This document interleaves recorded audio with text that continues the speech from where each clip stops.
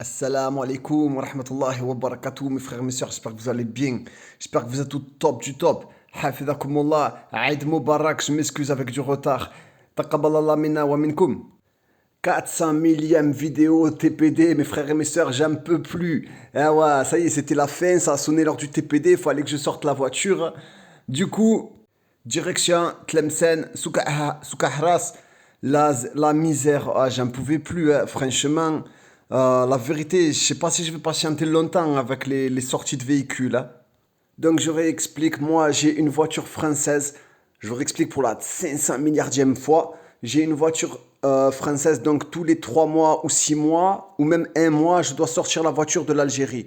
Et quand tu la sors par la Tunisie, eh ben, ils te donnent 3 mois maximum, ou alors ils te donnent un mois. Moi, une fois au mois d'août, il m'a donné un mois le douanier. J'ai dit comment je vais faire pour trouver un billet au mois d'août en un mois. Rien à faire, du coup c'était la galère. J'ai dû faire la prolongation, mais ils voulaient pas me faire les prolongations. Bon, donc du coup, il faut le sortir à tout prix, la voiture, tous les 3 mois ou 6 mois en Europe. Et quand tu sors la voiture en Europe, ils te donnent 6 mois. Mais l'Europe, c'est cher. La France, tu peux pas, c'est trop cher. Et l'Espagne, tu peux pas, c'est trop cher. Et il nous reste que l'Italie. Du coup, alhamdoulilah, j'ai trouvé un billet pas cher pour l'Italie. J'en ai pour à peu près 400 euros. Mais franchement, la vérité, ils nous prennent trop pour des... Ouais, ils nous prennent pour des chiens, hein, les mecs des ferries, tout ça. Ils vendent des places alors qu'il n'y a même plus de place. Des fois, quand t'as pas de cabine, tu dors par terre. Même par terre, il n'y avait pas de place par terre. C'était sale. Enfin, c'était un carnage. Ouais, c'est pas ce bateau-là que je filme, hein. Nous, on était dans un ferry. Après, le bon côté des choses, dans les voyages, comme ça, quand ça dure 12 heures, 13 heures, bon, moi, ça me plaît. Tu prends ton petit café, café presse. Ceux qui connaissent le café algérien, le café presse.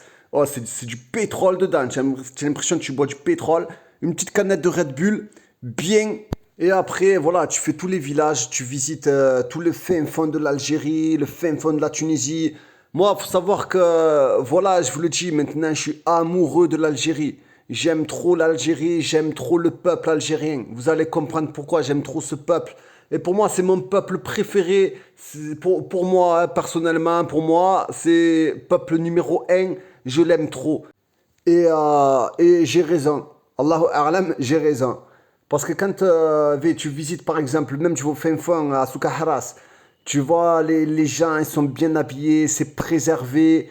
Même si c'est pas forcément, ils sont pas forcément tous sur la sunna. Mais tu vois que voilà, alhamdoulilah, les musulmans, c'est des bombes atomiques.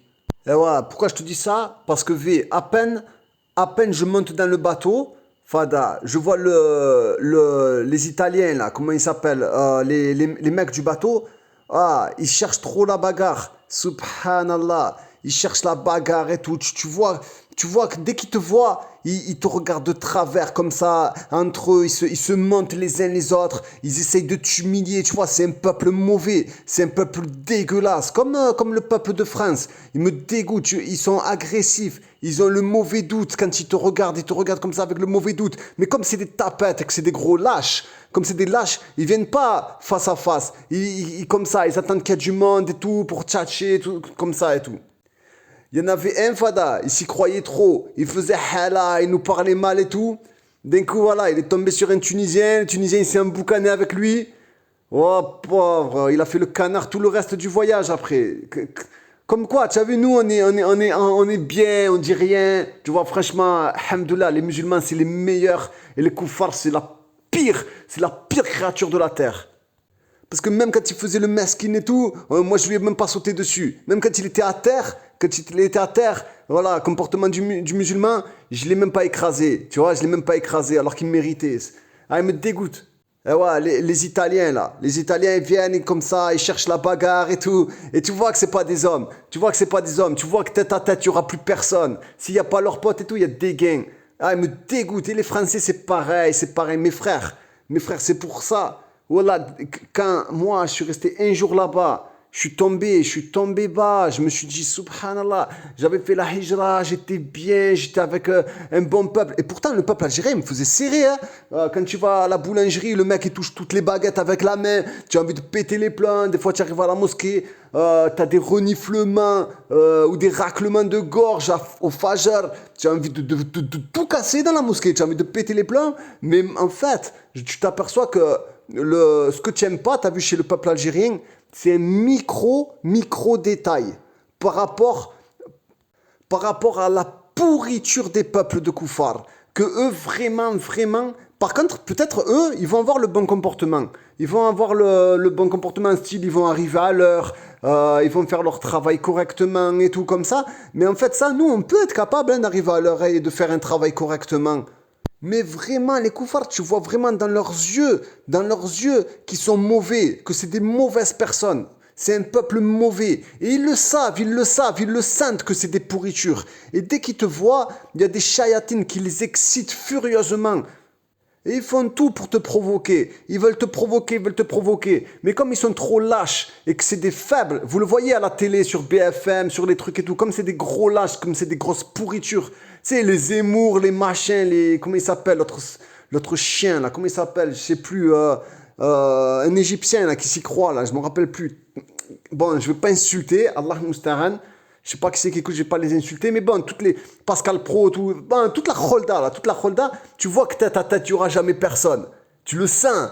Tu vois, tête à tête, le mec, il finit sous un abribus avec ses copines à minuit. Tu vois ce que je veux dire? Il va travailler avec elle. Tu vois ce que je veux dire? Bon, bref. Et voilà. Donc, du coup, moi, j'étais trop content. J'avais fait la hijra et tout. Comme quoi, ça mène un avertissement. Tu n'es jamais arrivé. Bim, je me suis pris un jour de Heps en Italie, boum, en plus dans le meilleur des quartiers, à Palerme, quartier riche, j'avais des magasins, laisse tomber, il y avait tout dans les magasins, c'était propre, c'était le top et tout, mais j'étais trop mal. Oh, une journée, c'était un cauchemar. En plus, jour de Arafat. Et là, voilà, là j'étais proche de l'hôtel. Franchement, c'était le luxe. J'étais proche de l'hôtel et tout comme ça. J'allais à la mer dans des endroits où il y avait des gains. J'essayais au maximum. Non, mes frères, oh, franchement, il n'y a pas photo. Il n'y a pas photo. Le meilleur peuple, c'est... Et même le peuple tunisien. Quand j'ai fait un cauchemar une journée là, je me disais... Oh, quand je suis retourné en Tunisie... C'est pour ça que je comprends pas les frères avec les Tunisiens, ils veulent pas faire la hijra en Tunisie. Oh, je me sentais bien. Même avec les Tunisiens, je dis mais je suis trop bien. Oh là là. Là, j'étais ici là à Palerme, je cherchais des musulmans. Je cherchais partout, il y en avait pas. C'était un cauchemar. Je cherchais. Dès qu'il y en avait une, j'ai dit à ma femme vas-y va la voir, demande-lui où c'est qu'il y a un restaurant halal et tout, on y va. On reste avec les musulmans, vite. Elle a demandé. On est parti le soir, on est parti au resto halal. Laisse tomber les frérots. Moi je me suis dit c'est bon, je vais faire un petit peu la da'wa et tout parce que Messakin et tout, je vais faire la da'wa. C'était que des Marocains. Mais bon, ça faisait du bien hein. Ouah, tu respirais.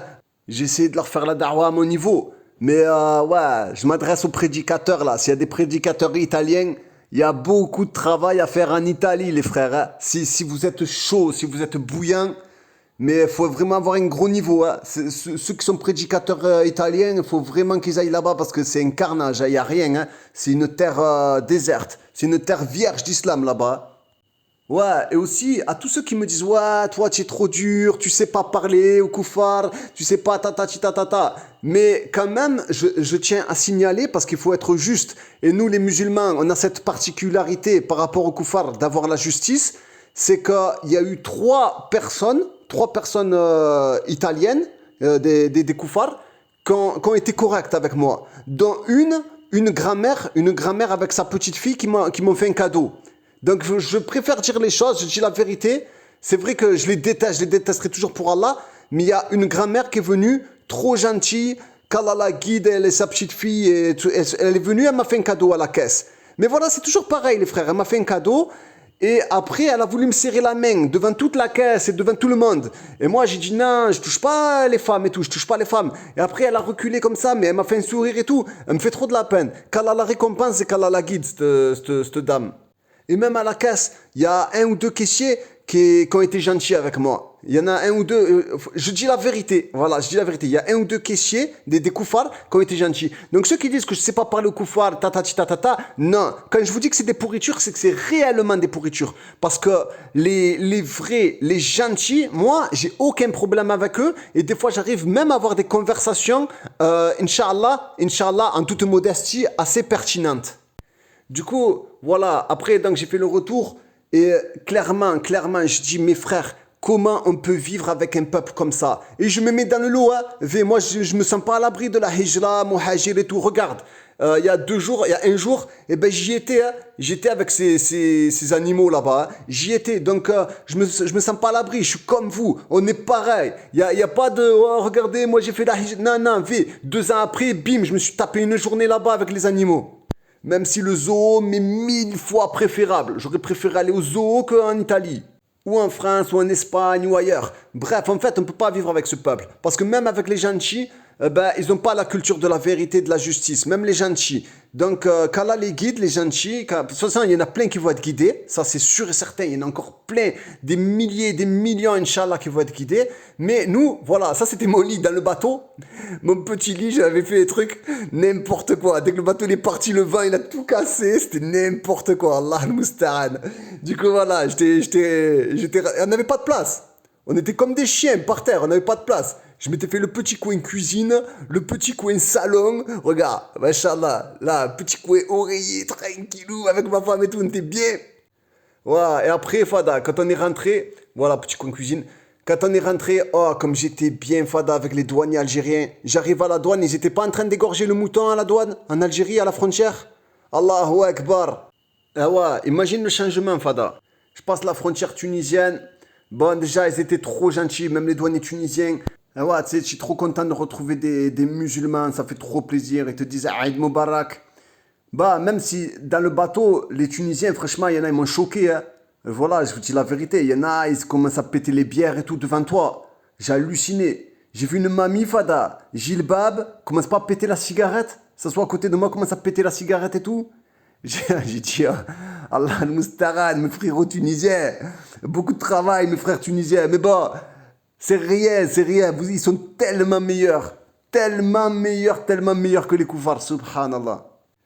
Et ouais, et quand j'arrive en Algérie, Fada, du coup, ils étaient en train d'égorger. J'arrive pour faire mes papiers, me dit, attends 2 secondes, on est en train d'égorger. Là, pour l'instant, on n'a pas le temps. Ouah, je me suis revu, moi, quand j'étais au travail chez les koufars, je disais, attends, je dois faire la prière. Le douanier me dit quoi? Il me dit, ah, vous mangez avec nous ce midi. À ma femme et moi. Il dit, vous mangez avec nous ce midi. Imagine l'accueil quand tu arrives en Algérie. Mais tu peux que aimer, subhanallah. Et c'est là, tu te dis, en fait, c'est du mytho. Tout, à chaque fois, tu sais, t'as peur de la pauvreté, t'as peur de ceci, de cela.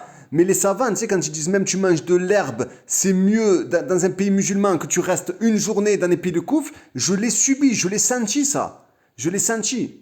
Je l'ai vécu. Et même ma femme elle m'a dit, je regrette rien. Même tu as vu, des fois, tu as eu la pauvreté. Des fois, tu avais moins à manger. Tu n'as pas pu faire de cadeaux à tes enfants et tout. Eh ben, pour rien au monde, je regrette. Rien du tout. Je regrette rien. Même des fois, tu n'as pas de logement. Tu es un petit peu dans la rue. Tu fais des trucs. Tu fais pour le TPD, tu vas chercher la voiture. Tu fais des trucs de cinglé quand même. Hein, des trucs, ben, je regrette rien. Qu'Allah vous préserve, mes frères.